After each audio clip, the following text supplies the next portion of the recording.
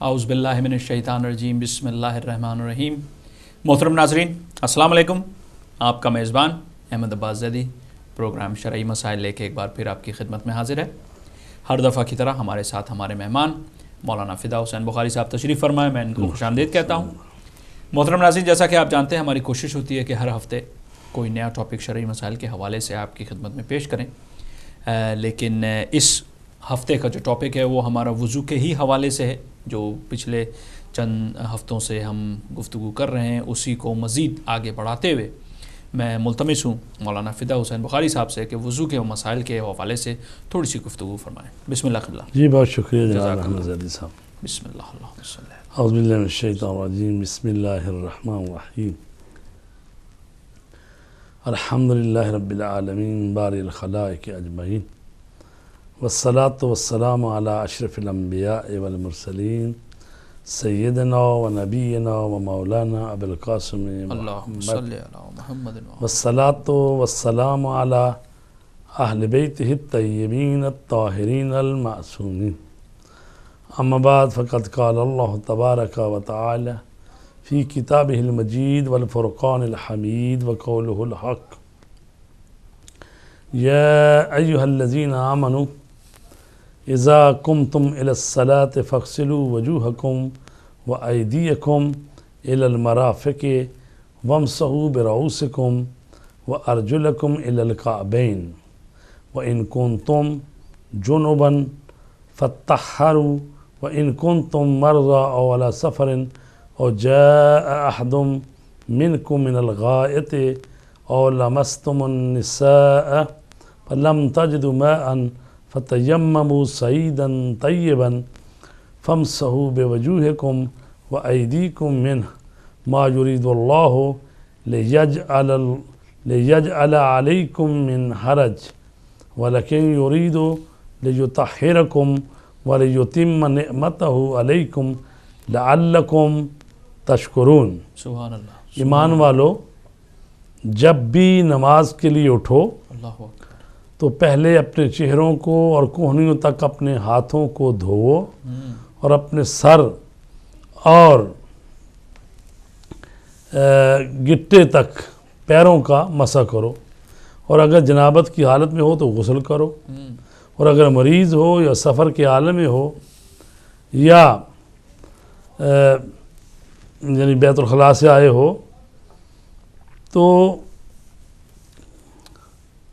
یعنی کیا کرو، یعنی غسل کرنے کی ضرورت ہے غسل کرو، اور وضو کرنے کی ضرورت ہے وضو کرو، یا عورتوں کو باہم لمس کیا ہے اور پانی نہ ملے تو پاک مٹی سے تیمم کر لو۔ اس طرح کے اپنے چہرے اور ہاتھوں کا مسح کر لو کہ خدا تمہارے لیے کسی طرح کی زحمت نہیں چاہتا، بلکہ یہ چاہتا ہے کہ تمہیں پاک و پاکیزہ بنا دے اور تم پر اپنی نعمت کو تمام کر دے، شاید تم اس طرح اس کے شکر گزار بندے بن جاؤ۔ تو عزیزان گرامی، یہ سورہ مائدہ کی آیت نمبر 6 ہے جس میں وضو کے بارے میں حکم دیا گیا ہے کہ جب آپ نماز کے لیے اٹھو تو وضو کر لیا کرو، اور وضو جو ہے وہ نماز کے لیے مقدمہ ہے۔ اگر وضو صحیح ہوا تو نماز صحیح ہو، اور اس سے پہلے طہارت جو ہے وہ مقدمہ وضو کے لیے۔ انسان کی طہارت ٹھیک ہوئی تو وضو ٹھیک ہوگا، وضو ٹھیک ہوا تو نماز ٹھیک ہوگی، نماز ٹھیک ہوئی تو کہا گیا ہے رسول پاک صلی اللہ علیہ وآلہ وسلم کی طرف سے ارشاد ہے، فرماتے ہیں ان الصلاۃ عمود الدین، نماز دین کا ستون ہے، بے شک ان قبلت قبل ما سواہا و ان ردت رد ما سواہا۔ نماز دین کا ستون ہے، اگر نماز قبول ہو گئی تو باقی اعمال بھی قبول ہو جائیں گے، اور اگر نماز ہی رد کر دی گئی تو باقی اعمال بھی رد کر دیے جائیں گے۔ کیوں؟ اس لیے کہ جس طرح اصول دین میں اللہ تبارک تعالیٰ کی ذات محور اور مرکز ہے، اسی طرح فروع دین میں جو بنیادی حیثیت رکھتی چیز وہ نماز ہے، اور حقیقت میں یہ نماز جو ہے وہی اللہ تبارک تعالیٰ سے رابطے کا نام ہے. بے شک. بندہ اپنے رب کے سامنے حاضر ہوتا ہے اور یہ حاضری کا ایک خاص طریقہ کار جو ہے وہ شریعت نے بتایا ہے کہ اللہ کے سامنے آنا ہے تو اس انداز سے آپ نے آنا ہے. تو لہٰذا معذرت کے ساتھ قبلہ ہمارے ساتھ ایک کالر ہے, جی بسم اللہ, ان کو شامل کرتے ہیں, اس گفتگو کو جاری رکھیں گے انشاءاللہ. ہیلو السلام علیکم. وعلیکم السلام ورحمۃ اللہ. میرے بھائی کون بول رہے ہیں, کہاں سے؟ میں قاسمی بول رہا ہوں جی, برمنگھم سے. بسم اللہ بسم اللہ فرمائیے. ٹی وی کی والیوم بند کر دیں, فون سے بات کریں. بسم اللہ. ہاں جی بولیں بولیں. ہلو جی فرمائیں. آپ کی آواز آ رہی ہے تو ہاں بات کیجئے. ٹی وی سے نہ سنیں. ہاں آپ فون سے بات کریں, اور میں تمام محترم ناظرین سے یہی کہوں گا کہ جب کال کریں تو ٹی وی سے نہ سنیں, کیونکہ لائیو کال ہے, 1 سے 2 سیکنڈ کا جو ہے ہوتا ہے وہ ڈیلے ہوتا ہے کال میں. تو آپ اگر ٹی وی سے بات کرتے ہیں تو آپ کو ایسا لگتا ہے جیسے کال ڈراپ ہو گئی ہے. تو آپ جو ہیں وہ فون سے بات کیا کریں اور فون ٹی وی کو دیکھ کے نہ بات کیا کریں. جی فرمائیے. بسم اللہ. ہلو جی فرمائیے.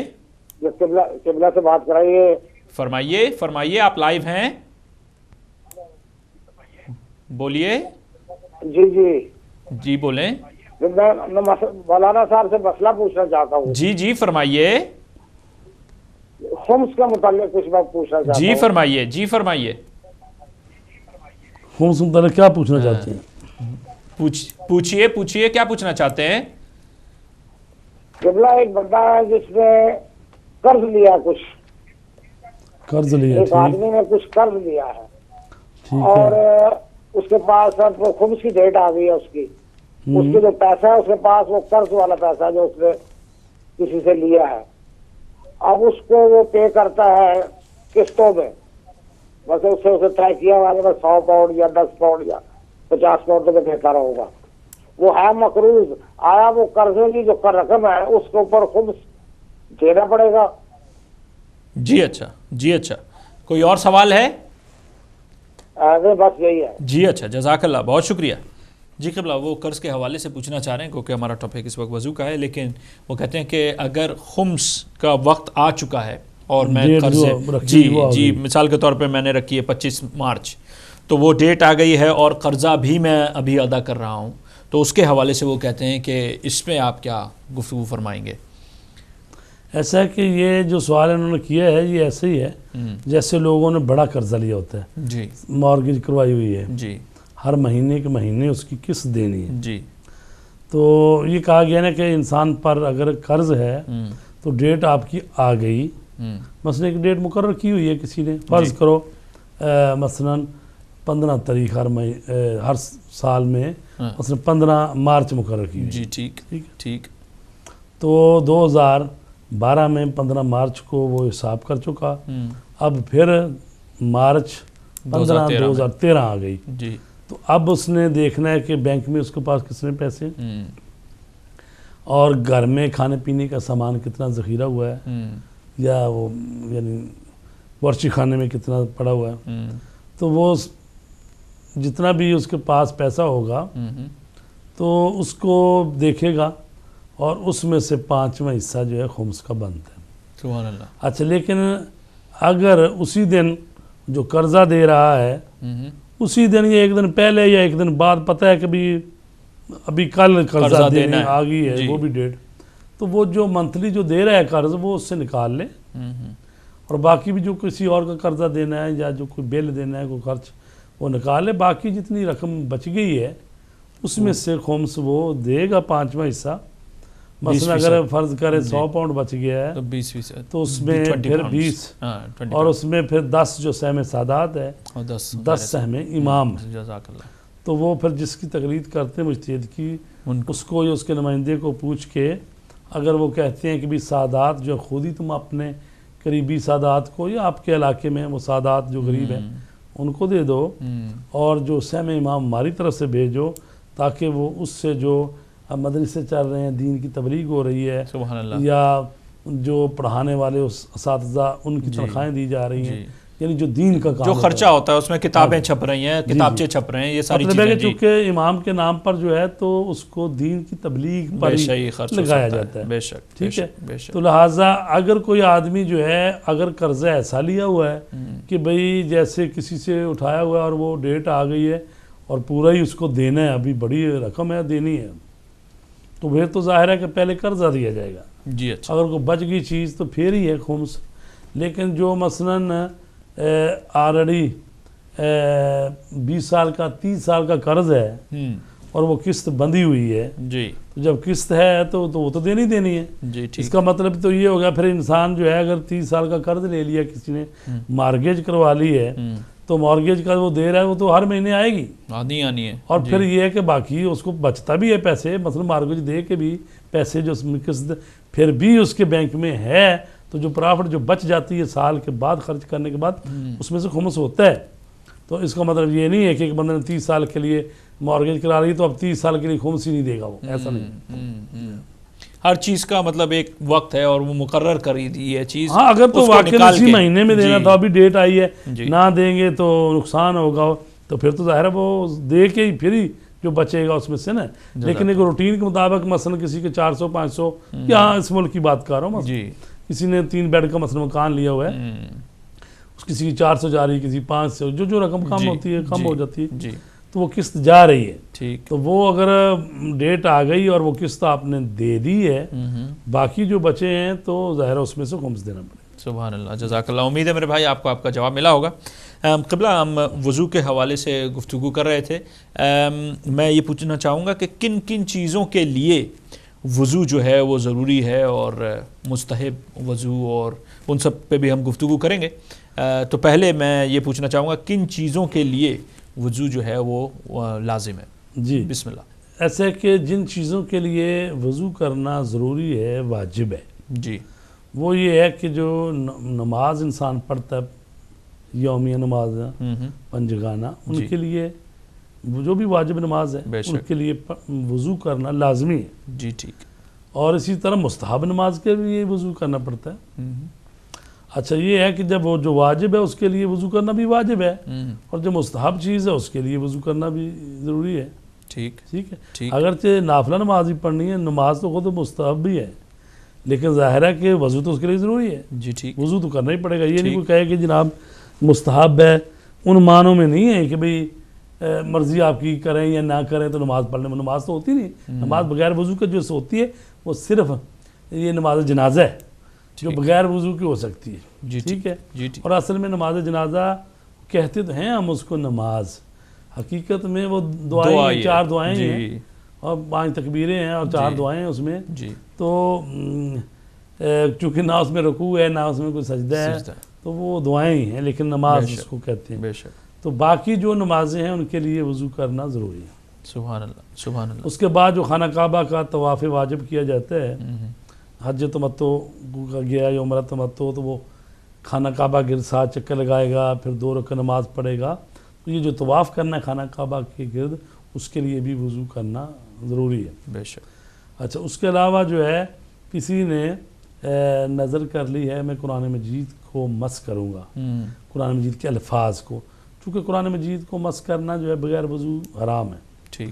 تو اس کے لیے وضو ضروری ہے. جی. اس لیے اللہ تبارک تعالیٰ اور انبیاء کے اسماء، رسول پاک کے، پنجتن پاک کے، ان کے ناموں کو چھونا جو ہے بغیر وضو کے جائز نہیں ہے. سبحان اللہ. تو اس لیے وضو جو ہے نا ضروری ہے. قرآن میں اسی لیے ہم کہتے ہیں بعض لوگوں نے کڑے پہنے ہوتے ہیں اور اس پر آیت الکرسی لکھی ہے، کسی پر پنجتن پاک کے نام لکھے ہیں، کسی پر مولا علی کا نام لکھا، کچھ چیزیں لکھی ہیں. جی. تو ان کو بغیر وضو کے ٹچ کرنا حرام ہے. تو جو ہی وہ پہنا ہوئے ایک چیز پہنی ہوئی ہے تو ہر وقت تو بندہ باوضو رہ نہیں سکتا. صحیح بات ہے. کسی وقت باوضو نہیں ہو. اور جو ہی وہ آپ کے جسم سے وہ جو نام لکھے ہوئے ہیں وہ ٹچ کریں گے نا تو آپ گناہگار ہوتے ہیں. ٹھیک ہے. اور بعض دفعہ جاتے ہیں ٹوائلٹ میں جاتے ہیں کہاں، تو وہ اتارنا یہ وہ تو ہر کوئی بندہ تو نہیں کرتا یہ چیزیں. تو لہٰذا احتیاط کی ضرورت ہوتی ہے. تو اس لیے کہا گیا ہے کہ قرآن مجید کو مس کرنے کے لیے وضو ضروری ہے. اس لیے قرآن مجید جو ہے خدا نخواستہ کہیں گر گیا اور اس کو مثلا پانی میں گرا ہوا ہے یا کہیں نجاست میں گر گیا ہے کہیں، یا پیچھے سے ورقے آ رہے ہیں قرآن مجید کے یا کوئی کتاب فلڈ آ گیا اس میں جیسے بہہ رہا ہو یا کوئی ایسی اب چیز، اس کو پکڑنا ہے. جی اگر تو یہ ہے کہ وہ بڑی تیزی سے گزر جائے گا، یہ پکڑنا مشکل ہو جائے گا، پھر تو پکڑنا پڑے گا جلدی سے. لیکن اگر ہمارا ٹھہرا ہوا ہے ابھی تو پھر جا کے پہلے وضو کریں، پھر جا کے اس کو ٹچ کر سکتے اٹھا لیں. ٹھیک ہے جی اچھا. اسی طرح نظر کر لی کسی نے، پروردگار یہ میرا کام ہو جائے تو میں وضو کروں گا، تو کر سکتا ہے. یعنی نظر ماننی جو ہوتی ہے وہ جو بھی چیز جس میں رجحان شرعی ہو اس کی نظر کی جا سکتی ہے. سبحان اللہ. لیکن ایسی چیز کی نظر نہیں کی جا سکتی جو جائز نہیں ہے یا اس کا مورد ہی نہیں بنتا جی اچھا، یا اس میں رجحان شرعی نہیں، اس کی وہ نظر نہیں کی جا سکتی. جزاک اللہ. معذرت سے زیادہ ملا ایک کالر ہے، انہیں شامل کرتے ہیں پروگرام میں. ہیلو السلام علیکم. وعلیکم السلام زیادی صاحب اور قبلہ صاحب کی خدمت میں بہت بہت سلام. اجاز خان کربلائی عرض کر رہا ہوں گلاسگو سے. بسم اللہ بسم اللہ بسم اللہ. رکھ کے بہترین ٹاپک لے کر آ جائے ہیں وضو کا، اور وضو ہی وہ بنیادی چیز ہے جس کے اوپر سارا اگلا جو عمل ہے اس پہ ہی دار و مدار رکھتا ہے. جزاک اللہ. تو میری عرض یہ ہے، میرا سوال یہ ہے کہ قبلہ صاحب ہمیں بتائیں کہ اگر کسی انسان کا وضو ہی صحیح نہیں تو اس کی نماز کہاں تک جائے گی؟ ایک تو یہ سوال. دوسرا عرض یہ ہے کہ وضو کا طریقہ بتایا جائے کہ یعنی پیر کہتے ہیں جی دھونے چاہیے، کہاں پہ پیر دھونے ہیں، کہاں پہ ہاتھ دھونے ہیں، کہاں سے پانی اور مسح کون کون سی چیزوں پر کیا جائے، اس پر روشنی ڈالیں. اور تیسرا ہے قبلہ صاحب کہ اگر نماز میں وضو ٹوٹ جائے تو اس حالت میں انسان کیا کرے. اور جو نماز ہے، جو آخری سوال ہے کہ جو نماز ہے اسلام کا جو رکن ہے، فروع دین کا پہلا رکن ہے اور دین کا ستون ہے، اور یہ جو نماز اتنی امپورٹنٹ ہے، اس کی جو ترکیب بتائی گئی ہے، جو پیغمبر خدا صلی اللہ علیہ وآلہ وسلم نے نماز پڑھی ہے، اس پر ذرا روشنی ڈال دے تاکہ ہمیں پتہ چلے کہ وضو کے بعد جو نماز کی اتنی اہمیت ہے وہ کس حالت میں پڑھی تھی، کس طرح پڑھی تھی. اس پر روشنی ڈال کر ہماری توفیقات میں اضافہ فرمائیے. اللہم صلی علی محمد وعلی محمد وعجل فرجہ. جزاک اللہ. قبلہ ماشاءاللہ پوری گفتگو ہے اس میں وضو کے حوالے سے. وہ تو پہلے کہتے ہیں کہ جناب علی اس میں طریقہ بھی ہونا چاہیے، اور پھر اگر نماز پڑھتے ہوئے اگر وضو ٹوٹ جاتا ہے تو اس کا. اچھا معذرت کے ساتھ ایک اور کالر ہے، ان کو بھی شامل کرتے ہیں پروگرام میں، پھر انشاءاللہ جوابوں کی طرف جائیں گے. ہیلو السلام علیکم. میں تعظیم نقوی بول رہا ہوں لندن سے. جی بسم اللہ نقوی بھائی. قبلہ کی خدمت میں بھی بہت بہت سلام عرض کرتا جی ہوں. وعلیکم السلام. کیونکہ قرآن کی ہو رہی ہے تو مجھے قبلہ سے پوچھنا یہ ہے کہ کئی دفعہ ایسا ہوتا ہے ٹیلی ویژن سے ہی ترجمہ آ رہا ہوتا ہے اور قرأت آ رہی ہوتی ہے، اور جیسے چینل کلک کر رہے ہیں تو وہ ترجمہ آ رہا ہے، تو کئی دفعہ وضو نہیں بھی ہوتا لیکن وہ ترجمہ آ رہا ہوتا ہے تو بندہ رک جاتا ہے. اور میں تو یہ کرتا ہوں کہ کئی دفعہ ترجمہ پڑھنے بھی لگتا ہوں. تو یا پھر کوئی جنتری پڑھ رہے ہیں آپ اور وضو میں نہیں ہے اور اس میں قرآنی آیتیں بھی ہیں اور دوسری چیزیں بھی ہیں، تو یہ کتنا کس حد تک کر سکتے ہیں، یا اس کے لیے بھی وضو کر کے. جو چینل کی بات کر رہا ہوں وہ اس میں ایسے ہوتا ہے جیسے ابھی میں یہ دیکھ رہا ہوں آپ کا پروگرام، اب یہ ختم ہوگا تو میں نے کوئی چینل فلک کیا اور وہاں مثال کے طور پہ ریسیٹیشن آ رہی ہے اور ترجمہ آ رہا ہے اور وضو میں نہیں ہوں، میرا ارادہ بھی نہیں تھا لیکن وہ آنے لگا تو دیکھا، تو وہ دیکھا جا سکتا ہے یا اس کے لیے پھر وضو کیا جائے اور پھر پورا سلسلہ وہ ہو. جزاک اللہ جزاک اللہ. اور کوئی سوال نقوی بھائی؟ جزاک اللہ. جی جزاک اللہ. التماس دعا. بہت شکریہ بہت شکریہ. قبلہ پہلے تو ہمارے کربلائی بھائی نے انہوں نے اچھا ایک اور کالر ہے معذرت کے ساتھ. ہیلو السلام علیکم. جی وعلیکم السلام. جی میری بہن کون بول رہی ہیں، کہاں سے؟ جی میں فاطمہ بات کر رہی ہوں ٹورنٹو کینیڈا سے. جی بسم اللہ فرمائیے.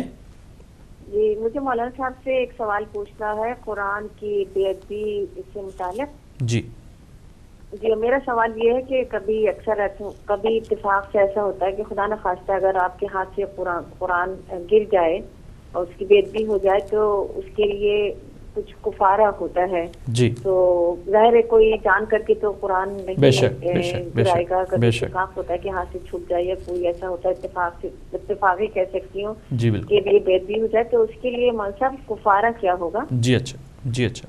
اور کوئی سوال میری بہن؟ جی بس یہ سوال. جزاک اللہ جزاک اللہ. بہت شکریہ. التماس دعا. بہت شکریہ. قبلہ اچھا معذرت کے ساتھ ایک اور کالر ہے جی، ان کو پہلے کالر کو شامل کرتے ہیں پروگرام میں. ہیلو السلام علیکم. ہیلو اچھا ڈراپ ہو گئی. کربلائی صاحب کا فون تھا، وہ یہ کہتے ہیں کہ وضو کا صحیح طریقہ کیا ہے، اس حوالے سے بھی گفتگو ہو. اور جی بسم اللہ. ایسا ہے کہ وضو جو ہے وہ چونکہ نماز کے لیے مقدمہ ہے، اگر وضو صحیح نہیں تو نماز صحیح نہیں ہوگی. بالکل ٹھیک ہے، چونکہ ایسے ہی جیسے زنجیر کی ایک کے بعد ایک کڑی ہے، بالکل ایک گم ہو جائے تو اگلی والا کا فائدہ مشکل تسبیح کی طرح. تو لہٰذا مقدمہ اگر صحیح نہیں تو ذوالمقدمہ مقدمہ جس کے لیے یہ مقدمہ بن رہی ہے چیز، تو وہ جو اصل چیز ہے جس کا مقدمہ بن رہی ہے وہ بھی ٹھیک نہیں ہوئی. جی. اور وضو کیسے کرنا ہے؟ وضو کے لیے یہ ہے کہ سب سے پہلے اعضائے وضو پاک ہونے چاہیے. جی. یعنی جن اعضاء پر وضو کرنا ہے وہ پاک ہونے چاہیے. مثلا چہرہ ہے، اس کو پاک ہونا چاہیے پہلے سے ہی. یہ نہیں کہ وضو کرتے ہوئے پاک کروں، نہیں، پہلے پاک کر لیں. مثلا پاک کرنے کا مثلا میں یہ ہے کہ داڑھی رکھنا تو ویسے فقہ جعفریہ میں احتیاط واجب ہے جی کی بنا پر ضروری ہے، لیکن بعض لوگ نہیں رکھتے، یا داڑھی یعنی خط کرتے ہوئے وہ ٹک لگ گیا ہے جس کو کہتے ہیں، یہ خون نکل آیا ہے، تو وہ خون ہے تو خون نجس ہے، تو اس کو پہلے دھونا، پہلے پاک کرنا پڑے گا منہ کو. اسی طرح اگر کوئی اور نجاست لگی ہوئی ہے جی تو وہ منہ کو، یا یہ جتنا ہاتھ دھوئے جاتے ہیں کونیوں تک، یہ سارے اس میں بھی نجاست نہیں ہونی چاہیے. پاؤں بھی پاک ہونے چاہیے. یعنی ان کو کہتے ہیں اعضائے وضو. بے شک. ان کو وضو کرنے سے پہلے ہی پاک ہونا چاہیے. ٹھیک ہے، اسی لیے پہلے کرتے تھے لوگ، گاؤں میں پھرتے تھے بیچارے کو، بعض کہیں کہ جوتا نہیں ہے، کبھی پاؤں نجس ہو جاتے نا زیادہ، تو پہلے پاؤں کو آگے دھوتے تھے. لہٰذا پاؤں کو دھونا پہلے وضو میں کوئی واجب تو نہیں ہے. وضو میں یہ ہے کہ آپ کے اعضائے وضو کرنے سے پہلے پاک ہونے چاہیے. اگر پاؤں نجس ہوں گے تو اس پر وہ جب مسح کرے گا تو وہ ہاتھ بھی نجس ہو جائیں گے، اور وہ مسے والا پانی وہ سب نجس ہو جائے گا. تو اس لیے یہ کہتے ہیں پہلے آپ اعضائے وضو جو ہے نا اس کو کیا کریں، پاک کریں. ٹھیک ٹھیک ہے.